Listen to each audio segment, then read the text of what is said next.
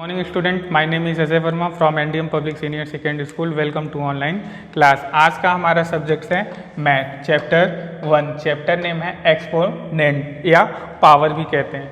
इस चैप्टर में हम एक्सपोनेंट के जितने भी कॉन्सेप्ट हैं उन कॉन्सेप्ट को हम अच्छे तरीके से सीखेंगे, जिससे कि जब हम एक्सरसाइज सॉल्व करें तो हमें कोई भी प्रॉब्लम ना हो। इस चैप्टर में जितने भी कॉन्सेप्ट हैं उनको हम अच्छे तरीके से समझते हैं। First point, if is a non-zero natural number and n is a natural number, then the product a into dot dot into a n time is donated by a के power n and is read as a raised to the power n, a के power n।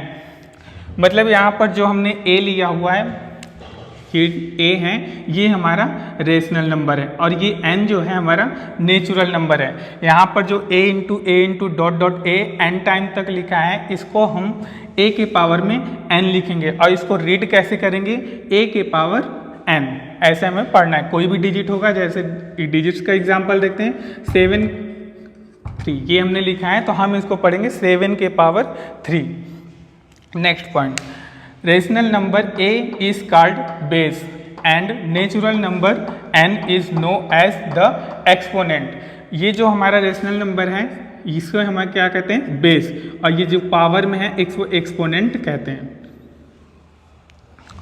Next point, also a के power n is known a into dot dot into a n time as the exponential from। ये जो लिखा हुआ है a into a n time तक, इसे हम एक्सपोनेंशियल फ्रॉम कहते हैं।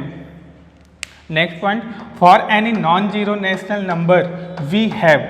अगर हम किसी रेशनल नंबर के सामने एक की पावर 0 हो तो उसका आंसर हमें लिखना है 1। अगर किसी रेशनल नंबर के पावर में 1 हो तब भी उसका आंसर हमें लिखना है 1। सपोज दैट एक एग्जांपल लेते हैं, जैसे 7 के पावर 0, तो इसका आंसर हमें क्या लिखना है, 1 लिखना है। या लिखना है, दूसरा एग्जांपल देखते हैं, 8 के पावर 1, तो इसका आंसर भी हमारा क्या होगा, 1 ही होगा। Next point, law of exponents. अब कुछ लॉ होते हैं एक्सपोनेंट्स के, हमें उनके बारे में बहुत अच्छे तरीके से सीखना है क्योंकि ये एक्सरसाइज में बहुत ही काम आते हैं।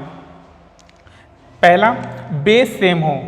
ठीक है, अभी हमने आपको बताया था एक बेस होता है, एक पावर होता है या एक्सपोनेंट्स होता है। तो जब बेस सेम होता है, मल्टीप्लाई का केस है बच्चों, a के पावर m इंटू a के power n equal to a। Base हमारा सेम है इसलिए हमने इसमें से 1 बेस ले लिया। m n है, इंटू का केस है तो m प्लस n करेंगे। जब मल्टीप्लाई का केस रहेगा तो हम हमेशा प्लस में करेंगे, तो मतलब m प्लस n। एग्जाम्पल देखते हैं, 4 के पावर 5 प्लस इंटू 4 के पावर 3, तो बेस हमारा सेम था 4 और 5 प्लस हमने किया क्योंकि यहाँ मल्टीप्लाई का केस था, प्लस 3, तो 5 और 3 को ऐड कर देंगे तो कितना होगा, 8, तो 4 के पावर 8।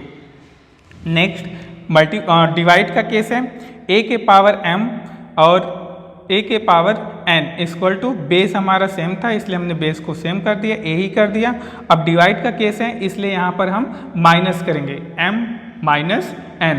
हमेशा याद रखिएगा कि मल्टीप्लाई के केस में हम प्लस करेंगे और डिवाइड के केस में हम माइनस करेंगे। एग्जाम्पल देखते हैं, 13 के पावर 7 है डिवाइडेड बाई 13 के पावर 5 है इक्वल टू, हमारा बेस सेम है तो यहाँ पे 13 7 माइनस 5। क्यों हमने माइनस किया, क्योंकि यहाँ पे डिवाइड था तो इसलिए हमने यहाँ पे माइनस किया। तो 7 में से 5 माइनस करेंगे कितना होगा, 2, तो 13 के पावर 2, ये हमारा आंसर है। अब नेक्स्ट, पावर सेम हो। अब यहाँ पर आपको देखना है कि पावर सेम होगा और बेस आपका क्या होगा, डिफरेंट होगा।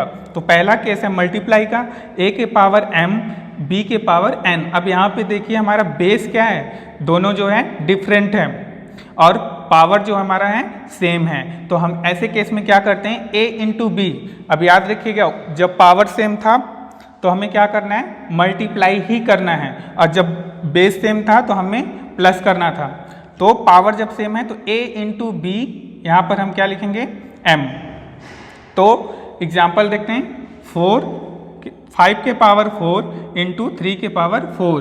तो यहाँ पे देखिए हमारा पावर जो है सेम है, बेस जो है डिफरेंट है। तो 5 इंटू 3 मल्टीप्लाई कर देंगे 5 का 3 में, तो कितना हो जाएगा 15। अब पावर में क्या है 4।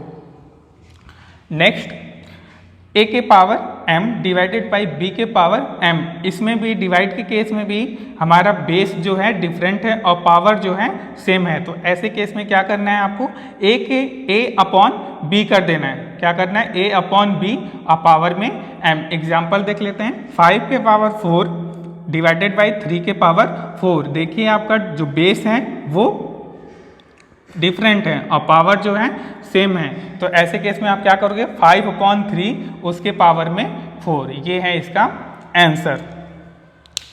तो बेटा जितना भी एक्सपोनेंट्स के थे कॉन्सेप्ट आपने अच्छे तरीके से सीख लिया। अब हम नेक्स्ट वीडियो में आपको इसके एक्सरसाइज कराएंगे। Thank you.